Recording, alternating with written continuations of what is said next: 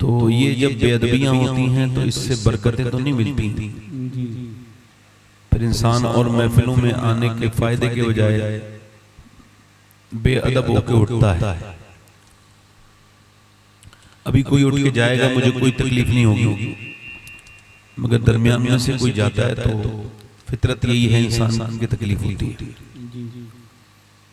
इस प्रोग्राम को एकदम आप वजूद में देख रहे हैं, उसकी वजह सिर्फ एक शख्स की मोहब्बत है। मोहब्बत बहुत बड़ी चीज है दुनिया में। एक वाकया है कि वो जब आप किसी को तलब करते हैं, किसी को चाहते हैं और आपके पास सच्ची सादिक तलब सादिक होती है तो फिर सारी चीजें आपके हक में होने लगती हैं। इमाम अहमद बिन हंबल सफर में कहीं गए तो दूर निकल गए, दूर सफर पे थे तो मस्जिद में जाके उन्होंने रात को आराम करना चाहा। तो मस्जिद के मुंतजिमीन आए और उन्होंने उनसे कहा निकलो बाहर, ये मस्जिद सोने के लिए नहीं इबादत के लिए है। वो मुसाफिर थे, उन्हें रात में निकाल दिया, धक्के मारे, बल्कि निकालते वक्त धक्के भी मारे। तो जब वो बाहर निकल गए इमाम अहमद बिन हंबल तो एक आदमी आया, कहने लगा आप मुसाफिर लगते हो, ऐसा करो मेरे यहाँ चल के सफर आप ऐसा करें कि क़याम करें तो मुझे बड़ा अच्छा लगेगा। तो इमाम अहमद बिन हंबल बोले ठीक है, मैं तो मुसाफिर हूँ। तो घर ले गया, उसने सर्दी के दिन थे, गरम गरम खाना बनवाया, फिर बड़ी खिदमत की। तो इमाम अहमद बिन हंबल ने उससे पूछा भी तेरे दिल की कोई ख्वाहिश है, कुछ अल्लाह से मांगता है? तो उसने कहा साहब वैसे तो अल्लाह ने सब कुछ अता किया है, वैसे मुझे एक ख्वाहिश है। का क्या ख्वाहिश है? कि बस एक ही आरज़ू है कि जिंदगी में एक मुलाकात मेरी इमाम अहमद बिन हंबल से हो जाए।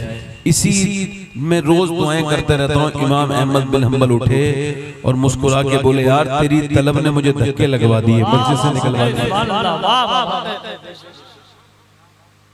तेरी तलब ने मुझे धक्के लगवा दिए, तूने ऐसा टूट के मुझे चाहा है कि मस्जिद से बाहर निकाल दिया गया हूँ तेरी वजह से। तो जब कोई सच्चा इंसान, ऐसा हो नहीं सकता कि कोई अल्लाह को तलब करे और वो रब तक ना पहुंच पाए, या तो तलब ही नहीं होगी और अगर होगी तो फिर मंजिल करीब है, अल्लाह की रहमतें करीब है।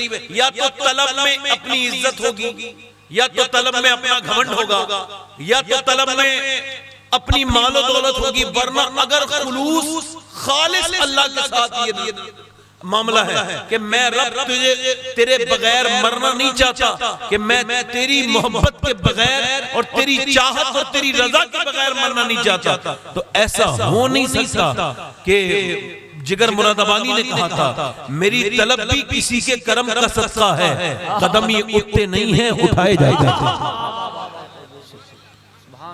तो अगर तलब सच्ची हो जाए तो इंसान को वो जो चाहता है वही मिल जाता है, मगर तलब में खोट नहीं होनी चाहिए। अब देखो कितने लोग कहते हैं अल्लाह मदीना दिखा दे और नियत नहीं होती। वाह हाँ, अभी नूर भाई माशाल्लाह गए थे रमजान में। वैसे एक शायर साहब से मैंने मुलाकात की, वो पढ़ रहे थे मेरा दिल तड़प रहा है और मुझे बड़ी बेचैनी है मदीने, ऐसी शेर पढ़ रहे थे। तो मैं उनके घर गया तो 25-30 लाख रुपए का घर था और गाड़ी खड़ी थी। तो मैंने कहा यार तुम झूठ बोलते हो और वो बड़ी सफाई से मिंबर रसूल पे बैठ के बोलते हो, क्या हुआ? मैंने कहा आप तो कह रहे थे आपका दिल धड़क रहा है। मैंने कहा धड़कता तो है। मैंने कहा भाई झूठ बोल रहे हो, अगर तुम्हारा दिल धड़कता तो ये मंजिल नहीं बनवाई होती, ये आपने बिल्डिंग नहीं बनवाई होती, पहले जाके मदीना शरीफ देखा होता, हुजूर की बारगाह में चले चले। अब तलब में तो है चोरी और आदमी कह रहा है कि मैं मदीने जाना चाहता हूं। बताओ, मदीने जाना चाहता है और मदीने लोग जाते भी हैं, मगर बेचारे क्या करूं, कुछ तो घूमने जाते हैं, कुछ खानों के शौकीन होते हैं तो वहां भी खाते ही रहते हैं। इतना खाते, खाना सोना ऐसा उन पे उनका नफ्स कंट्रोल करता है। नफ्स में और शैतान में फर्क है। हज़रत जुनैद बगदादी से पूछा इन दोनों में क्या फर्क है? कहने लगे शैतान अगर एक मर्तबा उसके बाहर को काट दो तो वो चला जाता है, फिर रुखसत हो जाता है, मगर नफ्स ऐसा शैतान है कि ये जब तक अपनी बात मनवा नहीं लेता है ये इंसान को परेशान। वहां जाके भी यही सब। मुझे एक मजदूर मिला था रक्षे वाला मदीने में, अभी 1 महीने पहले। कहने लगा साहब मैं रक्षा चला के मदीने आया हूं और 10 साल मैंने पैसे जमा किए हैं, मगर मैं आ रहा था ना तो मेरी बीवी बोली मुझे भी लेके चलो। मैंने उससे कहा या तो तुम जा सकती हो या मैं जा सकता हूँ, मैं इतना मालदार तो नहीं तुम्हें मदीने लेके जाऊं। तो बोली क्या मुझे छोड़ के जाओगे मदीने? क्या मैं तुम्हारी बीवी नहीं हूँ? क्या मैं आपकी जो है वो शरीक गम और शरीक हयात नहीं हूँ? उसने कहा बिल्कुल हो। कहा तो फिर छोड़ के क्यों जा रहे हैं? कहा मेरे पास पैसे नहीं है। वो अंदर गई, जितना भी उसका जेबर था सब लेके आई और कह लगी जेबर को भी भेज दो और कुछ मैं कर्जा भी ले लूंगी, ये जेबर भेज दो, कोई ये मेरे खबर में काम आने वाला नहीं है, अगर बगैर मदीना देखे मर गई तो क्या हो। तो तलब सच्ची थी, रक्षे वाला भी चला गया मदीने और उसकी बीवी भी दोनों को हुजूर ने। अब ये कहते हैं साहब मदीने से बुलावा आएगा तो जाएंगे, तो क्या मतलब को टेलीफोन आएगा सऊदी एम्बेसी से कि भाई आ जाओ, भाई आपको बड़ा मामला है, आपको मदीना देखना चाहिए। मैं ये सब बातें इस वजह से कह रहा हूँ, अल्लाह करे कोई मेरी बात बुरा मान के मदीना चला जाए, मैं ये चाहता हूँ।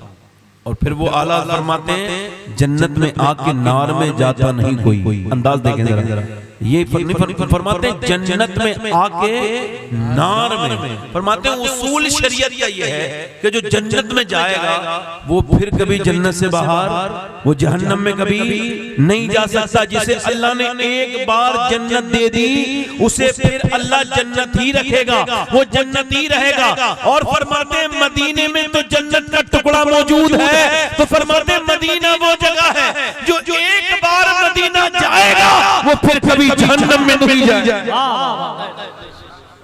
और फिर कभी मत जहन्नम में।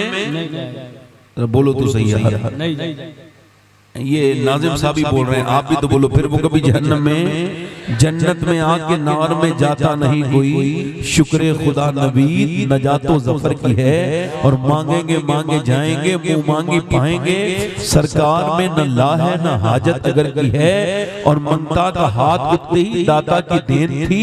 दूरी कबूल अर्ज में बस हाथ भर की है, और लब बाहें आंखें बंद हैं, फैली है झोलियां, कितने मजे की भीख तेरे पाक दर की है।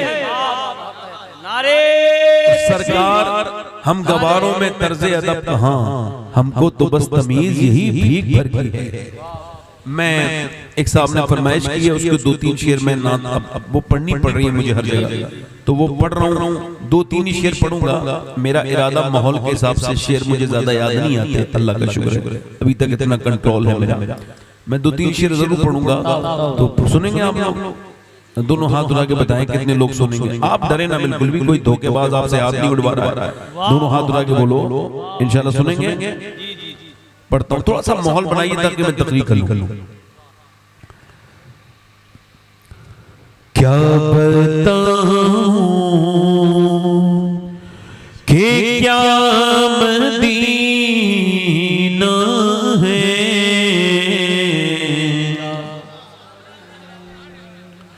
क्या बताऊं कि क्या मदीना है,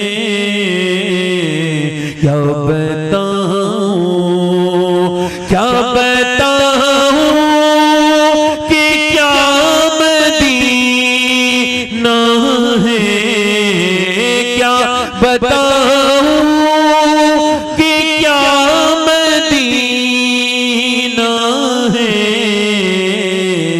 बस मेरा मोदा मदीना है, पढ़िए बस मेरा मोदा मदीना है, बस मेरा मोदा मदीना।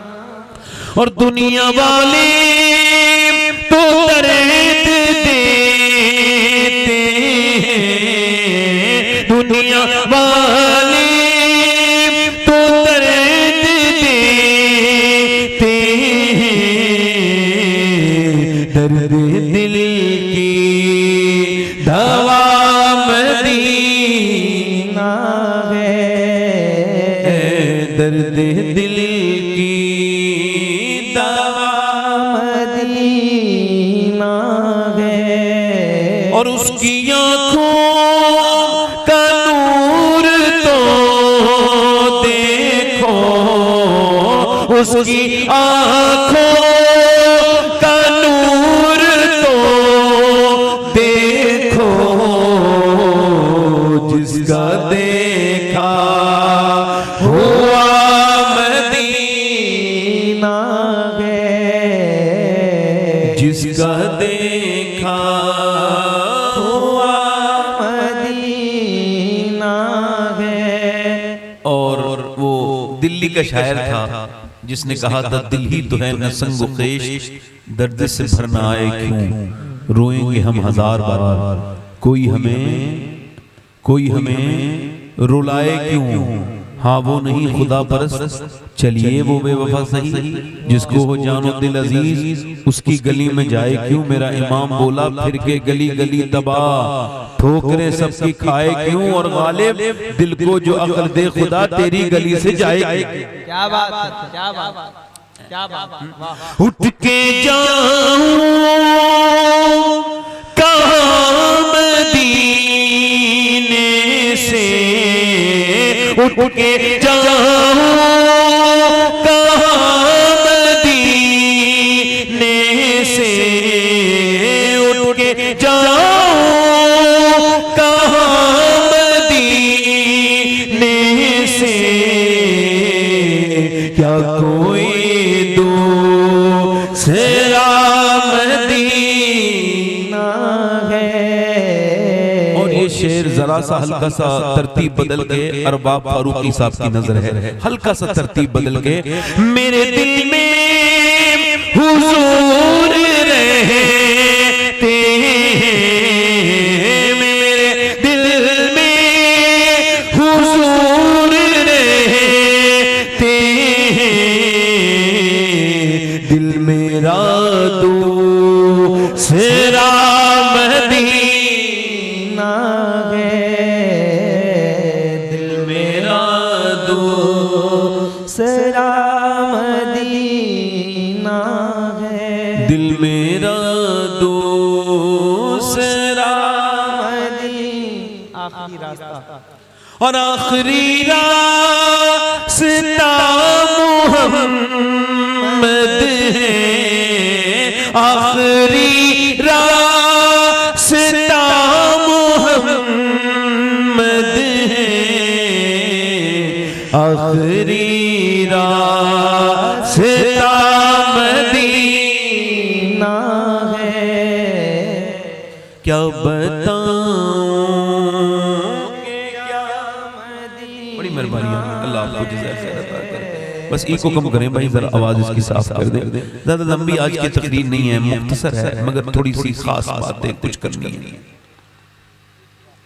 कि एक सवाल यह है कि अल्लाह ने इंसान को क्यों पैदा किया। एक सवाल है। अगर खाने पीने के लिए तो जानवर भी खूब खाते पीते हैं, अगर सिर्फ कमाने के लिए तो जो अल्लाह को मानते नहीं है वो भी कमाते हैं।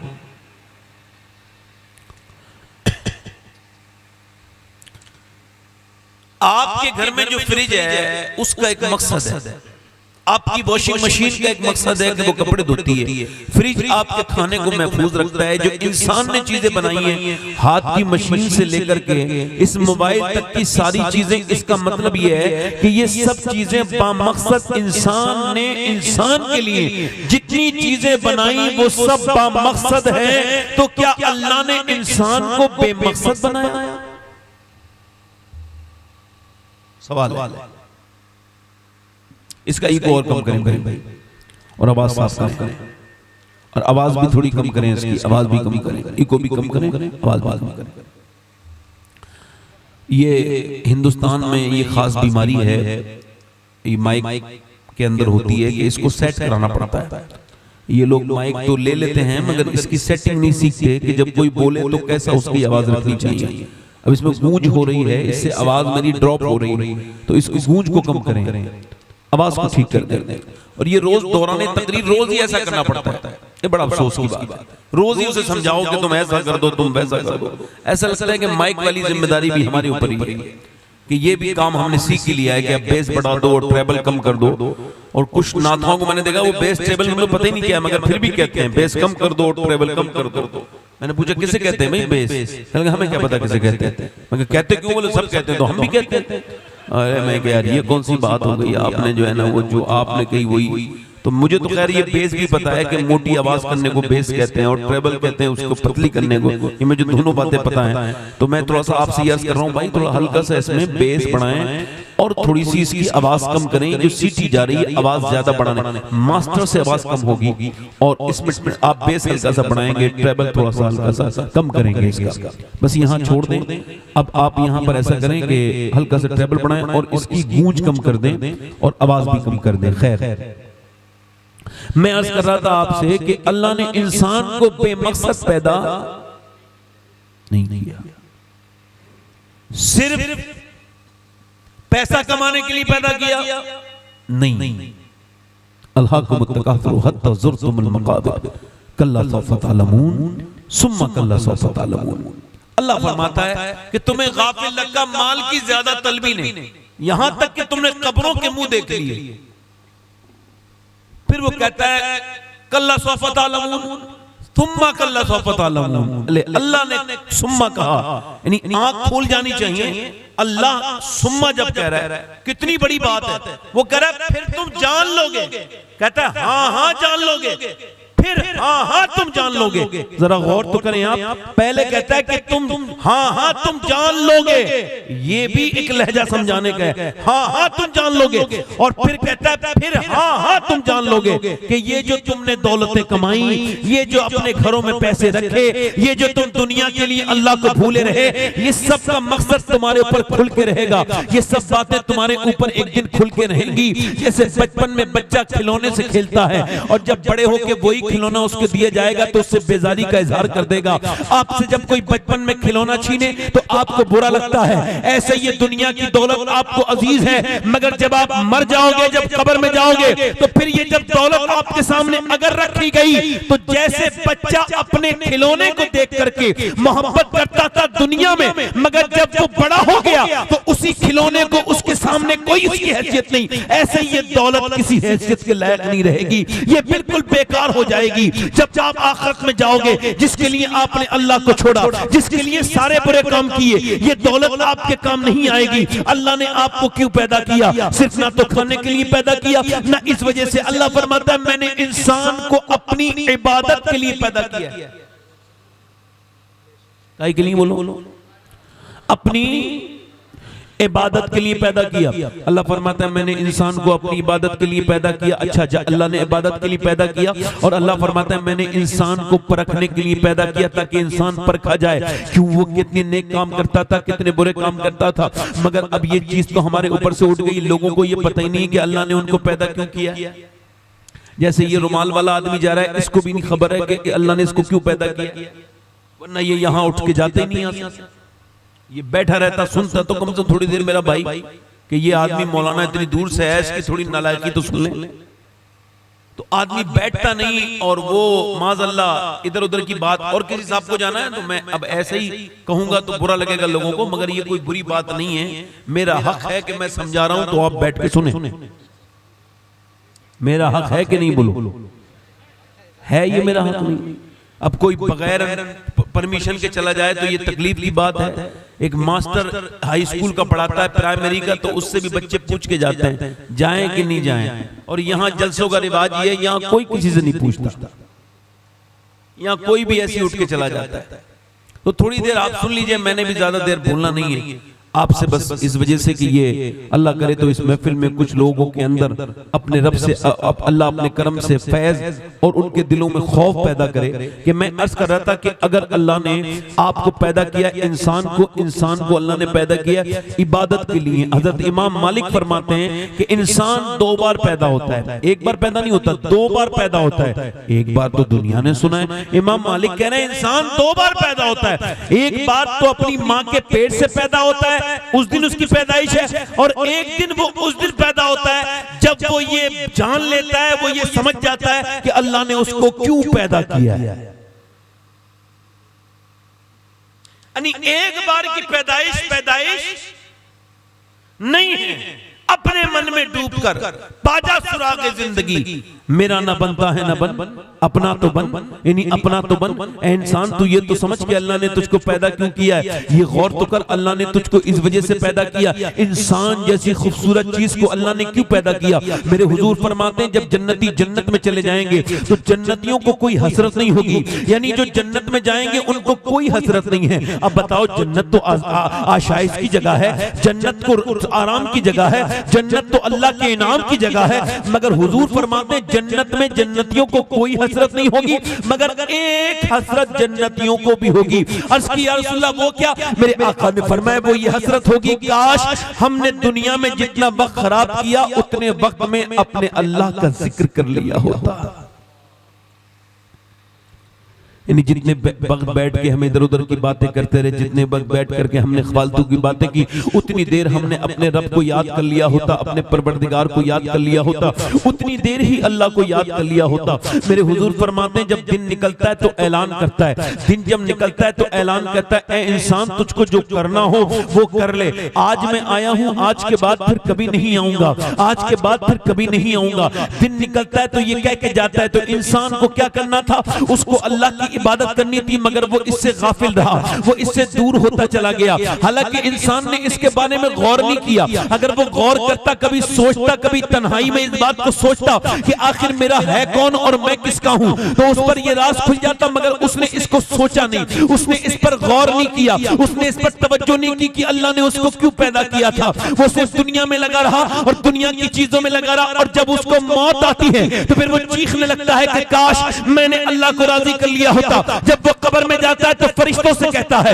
ए फरिश्तों काश मैं दुनिया में एक बार वापस चला जाऊं और एक बार मैं सिर्फ ला इलाहा इल्लल्लाह पढ़ के आ जाऊं। यानी एक मर्तबा उसकी ये ख्वाहिश रहती है मरने वाले की, उसकी ये तमन्ना और हसरत रहती है कि काश मैंने दुनिया में अल्लाह के सामने एक सजदा कर लिया होता। मगर आज वक्त है तो इंसान इसके बारे में सोचता नहीं, इंसान दुनियादारी में लग गया है। अल्लाह अकबर, करीबी मुल्क में, हमारे पड़ोसी मुल्क में एक लड़के ने 16 साल की उम्र में एक सिंगिंग कंपटीशन वेरीफाई किया। उसने एक गाने का एक कंपटीशन को जीता, और जब उसने उस कंपटीशन को जीता उसका नंबर 1 आया तो उसको एक मर्सिडीज गाड़ी मिली, उसको 1 करोड़ की गाड़ी इनाम में मिली। मगर उसने इसी पर इक्तिफा न किया, उसने मजीद तरक्की की, उसने और भी कंपटीशन में और भी उसने मुकाबलों में हिस्सा लिया, और वो वहां का बड़ा नामवर गाने वाला बन गया। फिर उसे दुनिया बुलाने लगी, दुनिया में उसके नाम के चर्चे होने लगे, और उसने फिर गाने शुरू कर दिए, स्टेज शो शुरू कर दिए। अब उसके इतने स्टेज शो हैं कि वो विदेश में रह रहा है, लगातार अपने मुल्क के बाहर रह रहा है। उसने एक घर खरीदा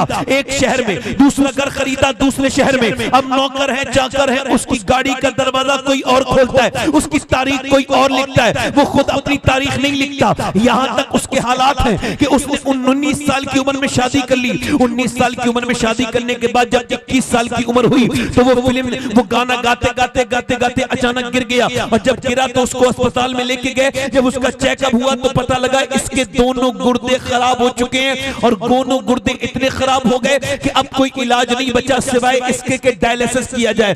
डायलिसिस क्या होता है? जब गुर्दे खराब हो जाते हैं तो फिर डायलिसिस पे बंदे को लाया जाता है। जब गुर्दे खराब हो जाते हैं, गुर्दे काम करना बंद कर देते हैं, तब डायलिसिस पे लाया जाता है। कभी अस्पतालों की दुनिया को ढूंढ के देखो डायलिसिस वालों का क्या हश्र होता है। पहले उनके खून को मशीन निकालती है, और उसके बाद फिर उसको उससे वो काम लिया जाता है जो गुर्दों से काम लिया जाता है, फिर वही खून फिर अंदर डाला जाता है। ये डायलिसिस डायलिसिस है। इसको डायलिसिस कहते हैं, जब किडनियां आपकी खराब हो जाएं, अल्लाह ना करे किसी किडनी खराब हो जाए। कभी आपने 2 रकात नमाज पढ़ी है, कभी अल्लाह के सामने झुक के कहा है, ऐ अल्लाह तेरा शुक्र है मेरी किडनियां सलामत हैं। कितनों की किडनियां फेल हो गई, गुर्दे फेल हो गए, मगर तेरा शुक्र है। कभी आपने कहा है? अगर नहीं कहा है तो किडनी जिनकी फेल हुई है उनसे मुलाकात करो, फिर तुम्हारा दिल कहने लगेगा कि अल्लाह तेरा शुक्र है मेरी किडनियां ठीक है।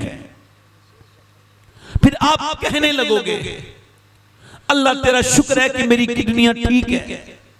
फिर आप कहने लगोगे मैं दिल्ली एम्स में गया, मैं अपोलो अस्पताल में, जब मेरा दिल ज्यादा सख्त होने लगता है और मेरा तकरीर और गुफ्तगू के साथ मेरा दिल काम नहीं करता, तो मैं फिर कब्रिस्तान जाता हूँ, वहां गौर फिक्र करता हूँ, या फिर अस्पतालों में जाता हूँ, बीमारों के पास जाता हूँ। अब तो कोई बीमारों के यहाँ नहीं जाता, देखने नहीं जाता। मेरे हुजूर फरमाते हैं, जब मेरा एक उम्मती दूसरे उम्मती को बीमारी की हालत में देखने जाता है, जब तक वापस नहीं आता, अल्लाह के 70,000 फरिश्ते उसके लिए दुआए मग़फ़िरत करते रहते हैं, जब तक वो उस सफर में रहता है। यानी अब तो गरीबों के यहाँ तो कोई देखने नहीं जाता, अमीरों के यहाँ तो लाइन लगी रहती है। अमीरों के यहाँ तो अवाम खवास भी ला करके झाड़ू लगाते हैं, गरीब के घर में कोई नहीं जाता। अमीर के दरवाजे पे आपको कितने लोग मिलेंगे दुनियादार बैठे हुए। अमीर हालांकि कुछ किसी को कोई कुछ नहीं देता है, ना अमीर किसी को कोई कुछ दे सकता है, ना गरीब किसी को कुछ दे सकता है। इंसान की भूल है, मालदार किसी को कुछ नहीं दे सकता, मालदार कोई नहीं है। मेरी नजर में सिर्फ मेरा रब मालदार है, उसी के पास दौलतें हैं, सारी दौलतों का मालिक वही है और वही सबको देता है। अगर कोई मुरीद ये समझे कि उसका पीर उसे रोजी देता है तो वो धोखे में है, और अगर पीर ये समझे कि मेरा मुरीद मेरा कारोबारी है, अगर ये मेरे मुरीद खत्म हो जाएंगे तो मुझे रोजी नहीं मिलेगी, तो ये पीर भी गलती पर है। इस पीर को देने वाला भी मेरा रब है और मुरीद को देने वाला। बोलो तो सही जरा यार, कुछ तो बोलो भाई। आप तो ऐसे हाथ बांधे बैठे हो जैसे आप जो है ना कोई, आपने कोई जब पुलिस थाने में आ गए और आपने कोई बात नहीं करनी है ना, कुछ हल्के फुल्के तो बोल के बोलो ना, मैं सही कह रहा हूँ या गलत कह रहा हूँ? रिजल्ट देने वाला तो मेरा रब है।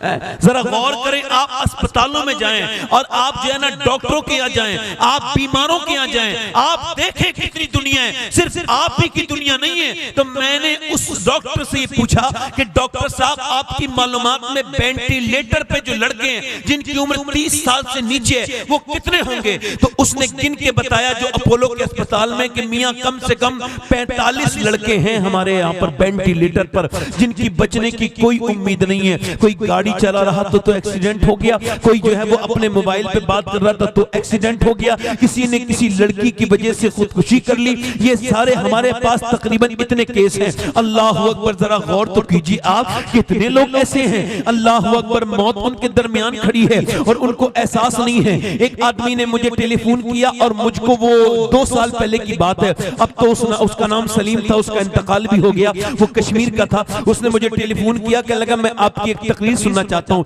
मैंने कहा भाई मेरे पास वक्त नहीं है, मैं बड़ा मसरूफ हूं। उसने फिर मैसेज किया और कहने लगा मैं कैंसर पेशेंट हूं और डॉक्टरों ने कहा तुम 2 महीने के अंदर मर जाओगे। मैं आपकी तकरीर ऑनलाइन तो बहुत सुनी है, एक बार सामने आमने बैठ के सुनना चाहता हूं, अगर आप मेहरबानी करें तो आ जाए। मैंने कहा ठीक है। मैंने उसको जवाब दिया, एक प्रोग्राम मैंने कैंसिल किया किसी तरह से और मैंने उसके घर गया। जब मैं गया तो मैंने पूछा उससे कि आपका क्या हाल है, तो उसने मुस्कुरा के कहा अल्लाह का बड़ा शुक्र है। मैंने कहा आपको तो कैंसर है? कहने लगे तभी तो शुक्र है जब कैंसर है। मैं कहा क्या मतलब? कहने लगे कितने लोगों को अचानक मौत आ गई, उनको तौबा का वक्त नहीं मिला, मगर मेरा करीम कितना, अल्लाह कितना करीम है, मेरा रब कितना फजल करने वाला है कि डॉक्टरों ने मुझे 2 महीने पहले बता दिया।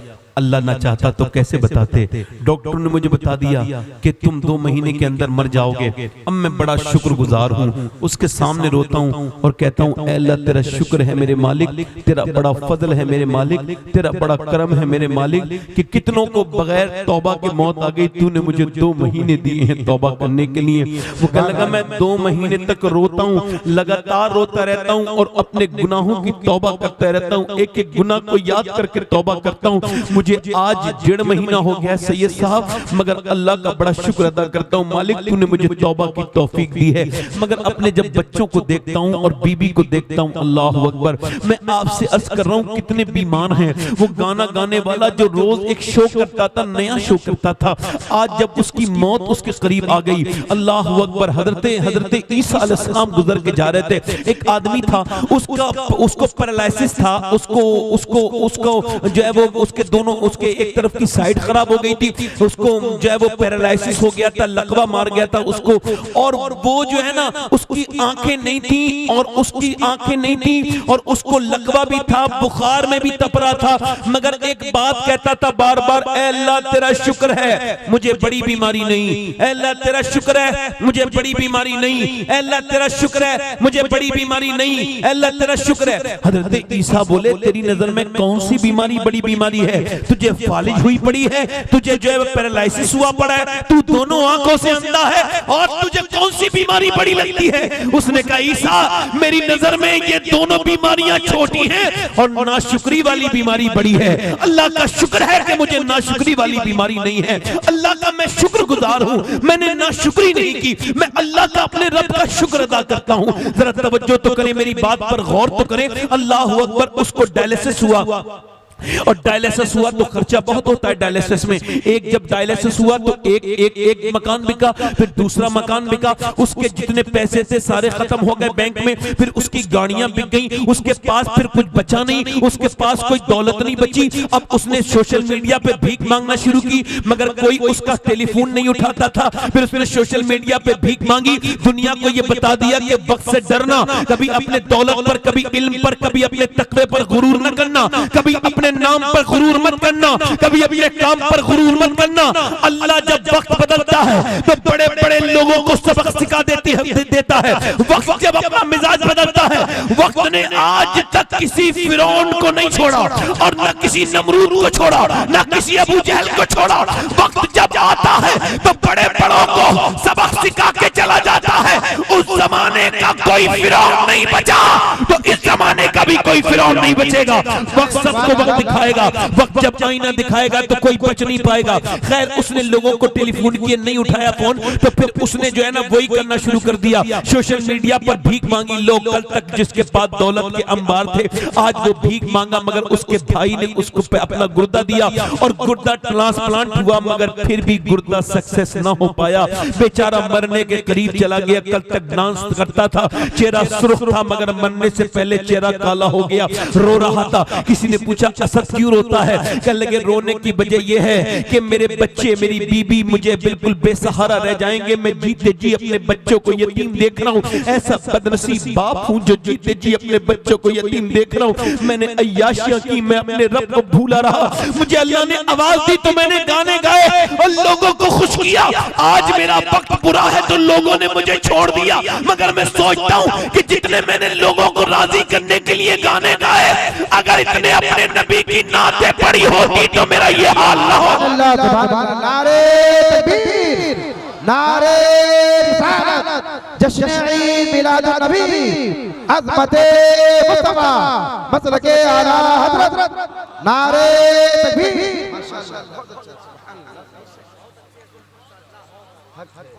अगर मैंने इतनी नाच गाने गाए हैं, इतनी शराबी पी, इतनी अय्याशी की, आज मौत के बिल्कुल करीब हूँ। खैर, उसका चेहरे का रंग काला हो गया, वो मर गया। न जाने इतने ऐसे कितने नौजवान दुनिया से चले गए, न जाने कितने लोग किस्से पारी न हो गए, मगर वो ये मकसद नहीं समझ पाए अल्लाह ने उनको पैदा क्यों किया। अच्छा, आप मुझे बताएं कि अल्लाह ने खूबसूरत इंसान को जो पैदा किया है, तो क्या किस वजह से चौराहे पे बैठ के इधर उधर की गीबतें करने के लिए पैदा किया? अच्छा, अब तो हाल ये है कि अगर चार बैठे तो जब तक गीबत ना करें उनको मजे नहीं आते, है ना। वो किसी ने कहा था एक शेर कि वो कहते मुखलिसी है कि यारों की बज़्म से, वो कहते मुखलिसी है कि यारों की बज़्म से गीबत निकाल दो तो फकत खामोशी बचे। अगर गीबत हमारी महफिलों से निकाल दी जाए तो फिर खामोशी के अलावा कुछ बचता ही नहीं। अब वो बैठ करके अल्लाह ने गीबत करने की नहीं। आप मुझे बताएं अल्लाह ने आपको क्यों पैदा किया? इंस्टाग्राम के लिए पैदा किया? आप मुझे बताएं आपको ट्विटर के लिए पैदा किया? आप मुझे बताएं फेसबुक देखने के लिए पैदा किया? ये गंदी तस्वीरें देखने के लिए पैदा किया। 4-4 घंटे 5-5 घंटे बैठ करके कानों से मोबाइल लगाकर मोबाइल गर्म हो गया और फिर भी मोबाइल पे बात कर रहा है बेवकूफ। ये चौरा बैठ करके अपने बाप दादे की इज्जत खराब करने के लिए पैदा किया है तुमको कि तुम मोबाइलों पे गैर महरम लड़कियों से बात करो, इसलिए अल्लाह ने पैदा किया। ओए मेरे दोस्त, तूने जितना चौराहे पे बैठ के वक्त खराब किया है, जितना मोबाइलों में वक्त खराब किया है, इतना वक्त जितना तूने दुनिया के लोगों को दिया, अगर इतना वक्त अपने रब को दिया होता तो वली बन गया होता। तूने दुनिया को समझा ही नहीं, तू जिसे दिल दे बैठा।